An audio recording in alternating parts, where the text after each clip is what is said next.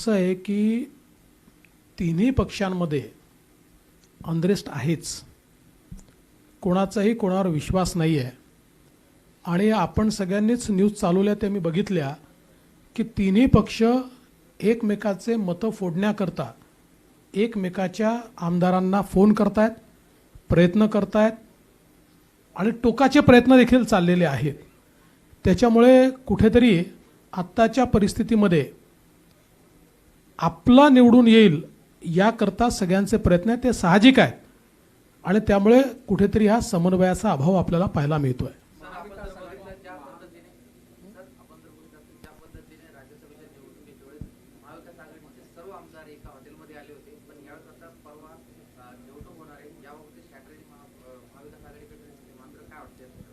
नाही, या संदर्भात आता मी काही बोलायचं कारण नाही आहे. ते त्यांचा प्रश्न आहे. त्यांनी एका हॉटेलमध्ये ठेवावे, 3 हॉटेलमध्ये ठेवावे किंवा घरी ठेवावे, हा त्यांचा प्रश्न आहे. आमच्यापुरतं आमचा प्रयत्न आहे की आमचा 5वा कॅन्डिडेट निवडून आला पाहिजे. त्याकरता जी काही जमवाजमव करायची आहे, मी आधी देखील सांगितलं की शेवटी जो एक असंतोष आहे त्या असंतोषाला वाट मिळाली पाहिजे याकरता आम्ही 5वा उमेदवार उभा केला आहे. आणि मला असा विश्वास आहे की हा असंतोष आमच्या 5व्या उमेदवाराला निश्चित त्या ठिकाणी विजयी करेल. मी असं बिलकुल म्हणत नाही की ही निवडणूक सोपी आहे, पण एवढंच सांगतो की संभव आहे, असंभव नाही.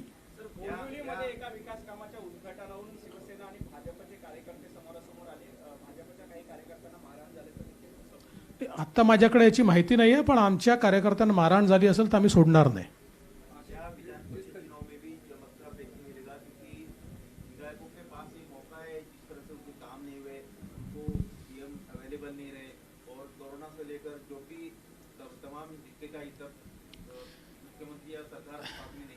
देखिए, चमत्कार के ऊपर तो हम लोग विश्वास नहीं रखते, लेकिन हमने 5वां उम्मीदवार खड़ा किया है और हमको ऐसा लगता है कि आपने जिस असंतोष की बात की उसके बारे में हमको भी जानकारी है, उसका इको हमारे तक भी पहुंचता है और यही असंतोष हमारे 5वें उम्मीदवार को जिता सकता है. इसलिए मैं आज के मौके पर इतना ही कहूँगा, लड़ाई ये आसान नहीं है लेकिन असंभव भी नहीं है. जिस तरीके से राज्यसभा चुनाव हारने के बाद महाविकास आघाड़ी में अपने कैंडिडेट को जिताने के लिए आपस में फोन करके और विधायकों को एक दूसरे की तरफ लाने की कोशिश. देखिए, ये सहज है क्योंकि कोई भी पार्टी ये चाहती है कि अपना उम्मीदवार जीते. ये राजनीति में दूसरे का उम्मीदवार जिताने के लिए कोई बहुत अपने उम्मीदवार को धोखे में डालकर प्रयास नहीं करता. और महाविकास आघाड़ी के ये ध्यान में आया है, तीनों पक्षों के ध्यान में आया है कि बीजेपी ने 5वां उम्मीदवार खड़ा किया है तो कोई ना कोई गणित के आधार पर उन्होंने खड़ा किया है. तो उस गणित की गाज किस पर गिरेगी ये तीनों नहीं जानते. इसलिए तीनों ये प्रयास कर रहे हैं कि अपने अपने उम्मीदवारों को सिक्योर करें और उनको सिक्योर करने के चक्कर में एक दूसरे के वोटों को तोड़ने का प्रयास ये तीनों लोग कर रहे हैं.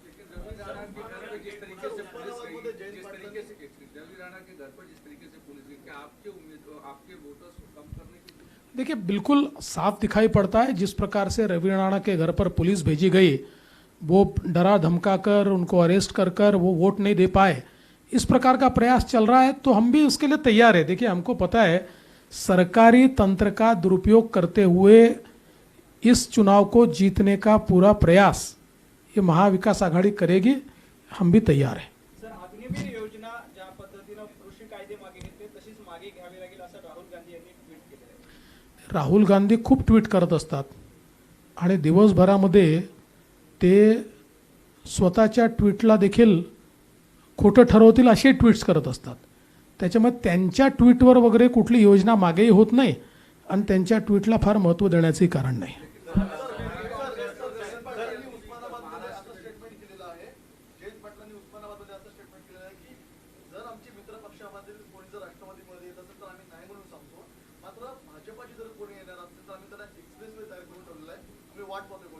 हा, त्यांचा एक्सप्रेसवे रिकामाच आहे, त्याच्यावर कोणीच यायला तयार नाही आहे, त्याच्यावर गवत उगवलं आहे. सर, निवडणुकीमध्ये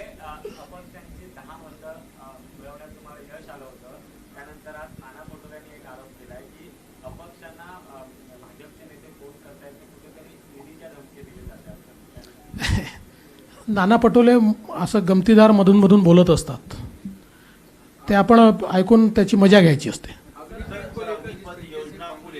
तमाम सारे लोग जिला न्याय प्रदर्शन शुरू कर रहे हैं और कहा जा रहा है कि फिर से हम प्रदर्शन करेंगे रास्ते पर. देश हित में अग्निपथ की योजना तैयार की है.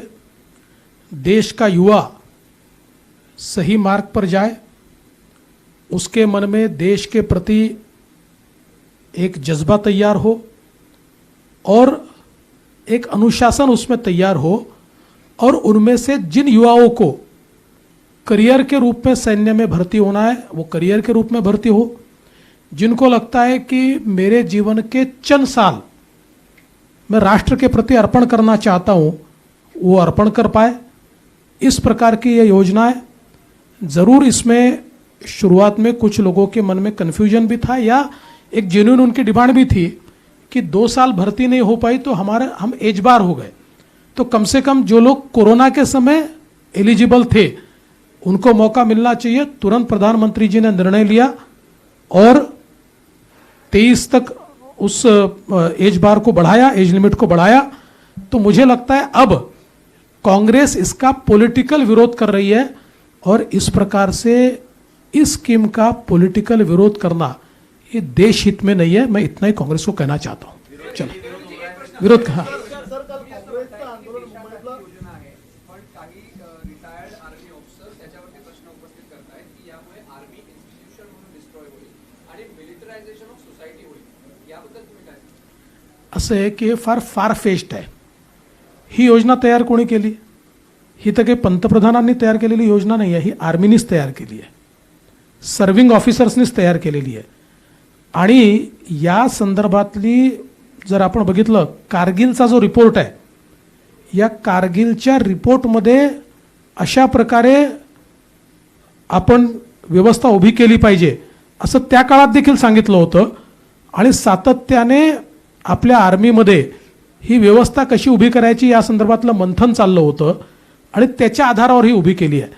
त्यामुळे जर सर्व्हिंग ऑफिसर्सने एखादी योजना तयार केली असेल आणि ती देशाने मान्य केली असेल, तर काही रिटायर्ड ऑफिसर्सचा त्याला विरोध असू शकतो, त्याला काही अडचण नाही आहे.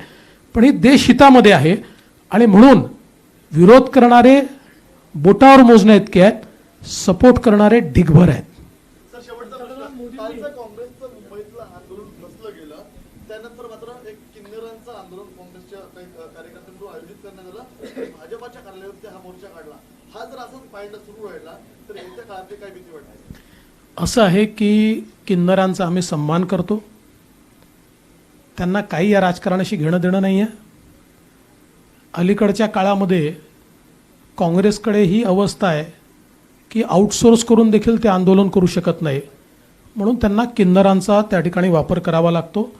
तो त्यांनी केला, अतिशय चुकीचा पायंडा आहे. आणि मला असं वाटतं की पुढच्या वेळेस त्यांना किन्नर देखील मिळणार नाहीत.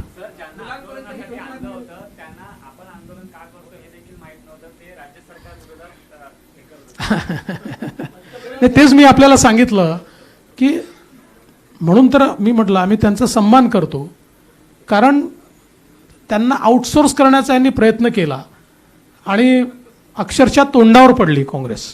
चला, धन्यवाद.